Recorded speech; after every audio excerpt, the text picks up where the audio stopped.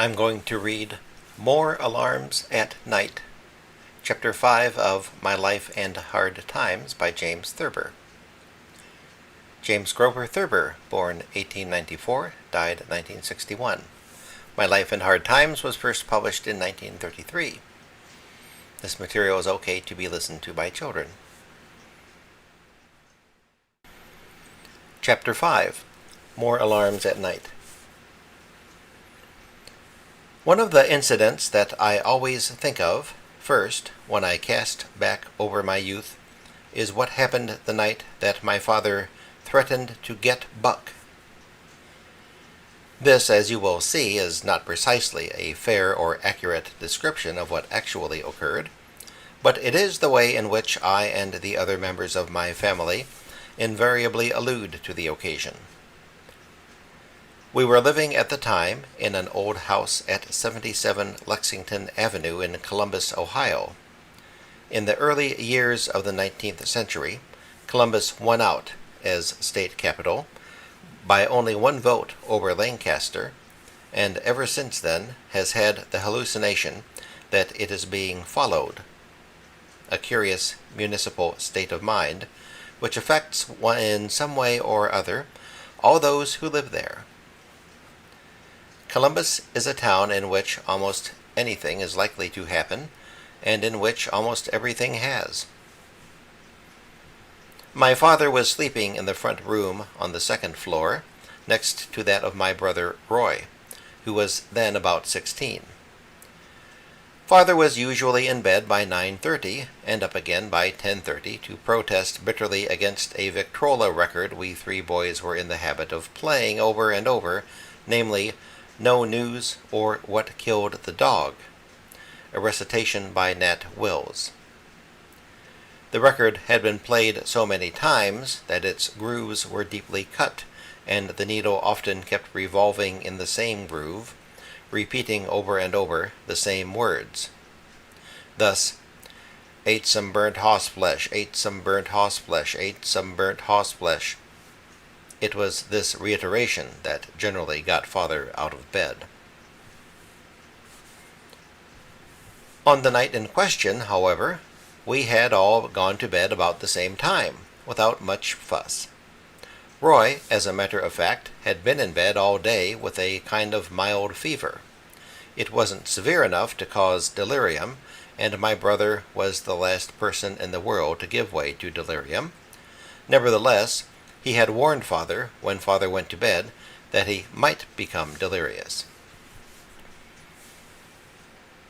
About 3 o'clock in the morning, Roy, who was wakeful, decided to pretend that delirium was on him, in order to have, as he later explained it, some fun. He got out of bed, and going to my father's room, shook him and said, "Buck, your time has come." My father's name was not Buck, but Charles, nor had he ever been called Buck. He was a tall, mildly nervous, peaceable gentleman, given to quiet pleasures, and eager that everything should run smoothly. He said, with drowsy bewilderment. "Get up, Buck," said my brother, coldly, but with a certain gleam in his eyes. My father leaped out of bed, on the side away from his son, rushed from the room, locked the door behind him, and shouted us all up.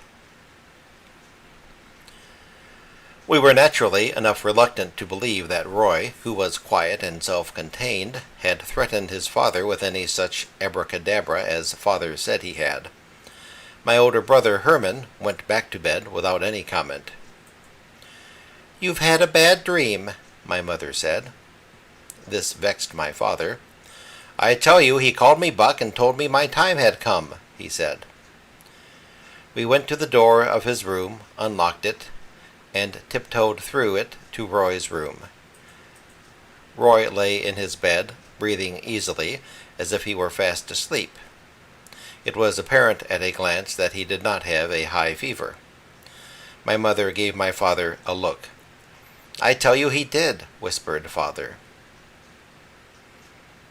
Our presence in the room finally seemed to awaken Roy, and he was, or rather, as we found out long afterward, pretended to be, astonished and bewildered.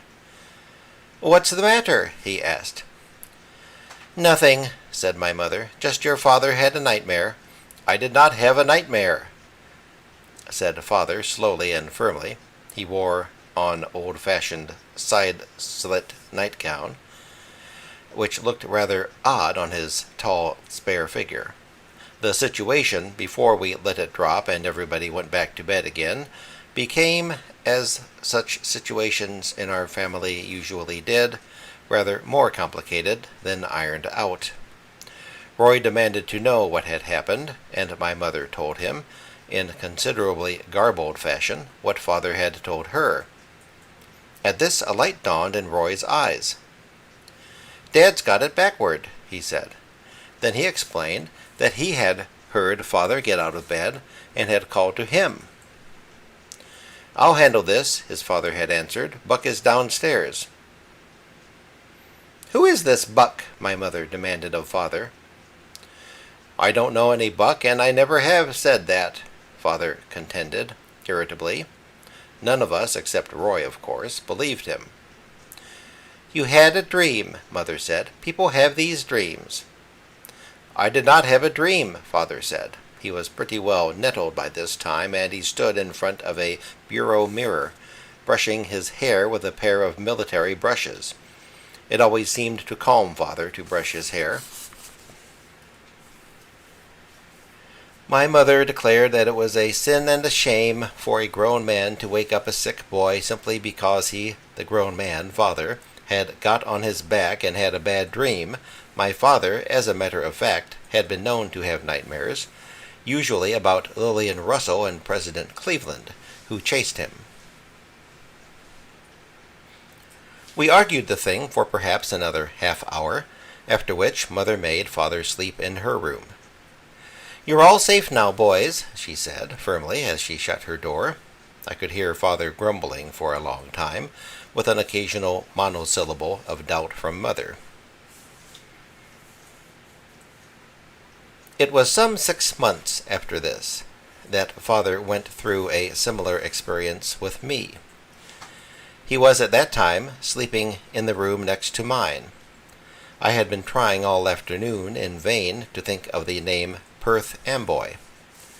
It seems now like a very simple name to recall, and yet on the day in question I thought of every other town in the country, as well as such words and names and phrases as terracotta, Walla Walla, bill of lading, vice versa, hoity-toity, Pall Mall, Bodley Head, Schumann Hank, etc., without coming even close to Perth Amboy.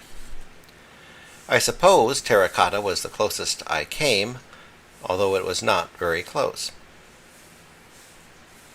Long after I had gone to bed, I was struggling with the problem. I began to indulge in the wildest fancies as I lay there in the dark, such as that there was no such town, and even that there was no such state as New Jersey. I fell to repeating the word Jersey over and over again, until it became idiotic and meaningless. If you have ever lain awake at night and repeated one word over and over, thousands and millions and hundreds of thousands of millions of times, you know the disturbing mental state you can get into. I got to thinking that there was nobody else in the world but me, and various other wild imaginings of that nature. Eventually, lying there thinking those outlandish thoughts, I grew slightly alarmed. I began to suspect that one might lose one's mind over some such trivial mental tic as a futile search for terra firma, Piggly Wiggly, Gorgonzola, Prester John, Arc de Triomphe, Holy Moses, Larrys and Penatas. I began to feel the imperative necessity of human contact. This silly and alarming tangle of thought and fancy had gone far enough. I might get into some kind of mental aberrancy, unless I found out the name of that Jersey town and could go to sleep. Therefore I got out of bed, walked into the room where father was sleeping, and shook him. He mumbled. I shook him more fiercely, until he finally woke up with a gaze of dream and apprehension in his eyes. "What's matter?" he asked thickly. I must indeed have been rather wild of eye, and my hair, which is unruly, becomes monstrously tousled and snarled at night. "Was it?" said my father, sitting up, in readiness to spring out of bed on the far side. The thought must have been going through his mind that all his sons were crazy, or on the verge of going crazy. I see that now, but I didn't then, for I had forgotten the Buck incident, and did not realize how similar my appearance must have been to Roy's the night he called Father Buck and told him his time had come. "Listen," I said, "name some towns in New Jersey, quick." It must have been around 3 in the morning. Father got up, keeping the bed between him and me, and started to pull his trousers on. "Don't bother about dressing," I said. "Just name some towns in New Jersey." While he hastily pulled on his clothes, I remember he left his socks off and put his shoes on his bare feet, Father began to name in a shaky voice various New Jersey cities. I can still see him reaching for his coat without taking his eyes off me. "Newark," he said, "Jersey City, Atlantic City, Elizabeth, Patterson, Passaic, Trenton, Jersey City, Trenton, Patterson." "It has 2 names, I snapped. "Elizabeth and Patterson," he said. No, I told him irritably. "This is one town with one name, but there are 2 words in it, like helter-skelter." "Helter-skelter," said my father, moving slowly towards the bedroom door, and smiling in a faint, strained way, which I understand now, but didn't then, was meant to humor me. When he was in when he was within a few paces of the door, he fairly leapt for it and ran out into the hall, his coat-tails and shoelaces flying. The exit stunned me. I had no notion that he thought I had gone out of my mind. I could only believe that he had gone out of his, or that, only partially awake, he was engaged in some form of running in his sleep. I ran after him and caught him at the door of Mother's room and grabbed him in order to reason with him. I shook him a little, thinking to wake him completely. "Mary, Roy, Herman!" he shouted. I too began to shout, for my brothers and my mother. My mother opened her door instantly, and there we were, at 3:30 in the morning, grappling and shouting, Father partly dressed, but without socks or shirt, and I in pajamas. "Now what?" demanded my mother, grimly, pulling us apart. She was capable, fortunately, of handling any 2 of us, and she never in her life was alarmed by the words or actions of any one of us. "Look out for Jamie," said Father. He always called me Jamie when excited. My mother looked at me. "What's the matter with your father?" she demanded. I said I didn't know. I said he had got up suddenly and dressed and ran out of the room. "Where did you think you were going?" asked Mother, coolly. He looked at me. We looked at each other, breathing hard, but somewhat calmer. "He was babbling about New Jersey at this infernal hour of the night," said Father. "He came to my room and asked me to name towns in New Jersey." Mother looked at me. "I just asked him," I said. "I was trying to think of one and couldn't sleep." "You see?" said Father, triumphantly. Mother didn't look at him. "Go to bed, both of you," she said. "I don't want to hear any more out of you tonight. Dressing and tearing up and down the hall at this hour of the morning." She went back into the room and shut her door. Father and I went back to bed. "Are you all right?" he called to me. "Are you?" I asked.